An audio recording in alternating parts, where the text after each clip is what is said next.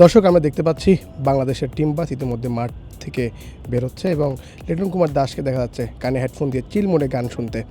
ইবাদত হোসেন উইকেট না পেলেও নাহিদ রানার ভেলকিতে খুশি তিনি। অন্যদিকে সাদমান ইসলাম ব্যাটে রান নেই কিন্তু হাস্যোজ্জ্বল। এবং সন্টেট কথা বলতেই হয় বাংলাদেশের বোলিং কোচ নাহিদ রানার ফাইপারের দিনেও ওদের স্বপ্ন পূরণে পাশে থাকতে পেরে আমরা গর্বিত। একসাথে টিম বাসে উঠলেন, হ্যান্ডশেক করলেন দর্শকের সাথে। অন্যদিকে মেহেদী হাসান মিরাজ ফার্স্ট ইনিংসে ফাইপার। এই যে বলা কেন, আসলে বাংলাদেশ যেভাবে এগিয়ে যাচ্ছে, pace, spin, batting line up, এই টেস্টে সবাই যেভাবে আসলে এগিয়েছে, এটা বলতেই হয় যে টিম বন্ডিং। এবং আমরা দেখতে পাচ্ছি বাংলাদেশের টিম বাসের পরেই আমরা দেখতে পাচ্ছি যে পাকিস্তানের টিম বাস। সেই পাকিস্তানের টিম বাসটি কেন শেষে বলা, কারণ মন খারাপ নিয়ে যখন পাকিস্তান টিম মাঠ ছাড়ছেন এবং সবগুলো পাকিস্তানি ক্রিকেটারদের মধ্যেই চোখে মুখে সেই আক্ষেপ, সেই হতাশার ছায়া।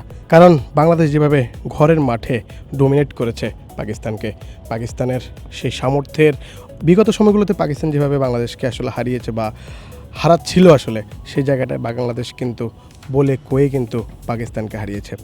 এবং আমরা বিগত সময়গুলোতে দেখেছি পাকিস্তান টিম বাস যখন ছাড়তো তখন শাহিন শাহ আফ্রিদি বা অন্যান্য প্লেয়াররা কিন্তু হাস্যোজ্জ্বল থাকতো বা মিডিয়ার যে ক্যামেরা দেখে কিন্তু তারা থামস আপ দিত। কিন্তু এবার কিন্তু দেখা গেল ভিন্ন বিষয়, একদমই পর্দা আড়াল করে এবং চুপচাপ একদম থেকে যেভাবে চলে যাচ্ছিল, মনে হচ্ছিল যে পাকিস্তান তারাও ভেবেছে আসলে বাংলাদেশ এত বড় রিস্ক নিয়ে এভাবে তারা লিডটা দিবে, কিন্তু এত সহজে গিয়ে তাদের কাছে হয়তো এটা সহজই মনে হয়েছে, কিন্তু শেষ পর্যন্ত তারা সেটা কাজে লাগাতে পারেনি।